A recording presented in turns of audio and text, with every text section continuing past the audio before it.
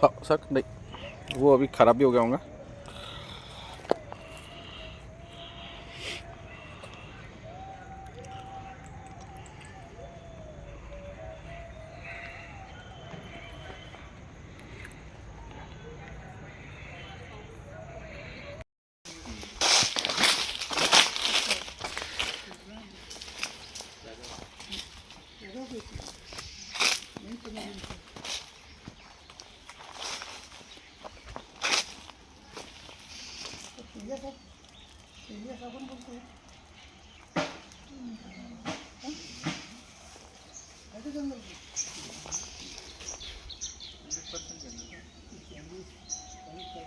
तर काय सांगाल आज गोंदिया वन विभागामध्ये एक अवैधरित्या कापलेला सागवान आणण्यात आलेला आहे. किती नग तो हे सागवान आहे, काय सांगाल एकंदरीत?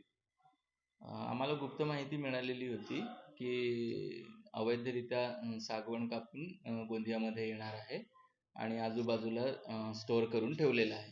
त्यानुसार आम्ही आमच्या कर्मचाऱ्यांसोबत वन कर्मचाऱ्यांसोबत तिथे जाऊन चौकशी केली. आता मुंडीपार गावाच्या बाजूला एक संदल वेअर हाऊस आहे. त्या वेअर हाऊसमध्ये माल लपवून ठेवल्याची माहिती होती.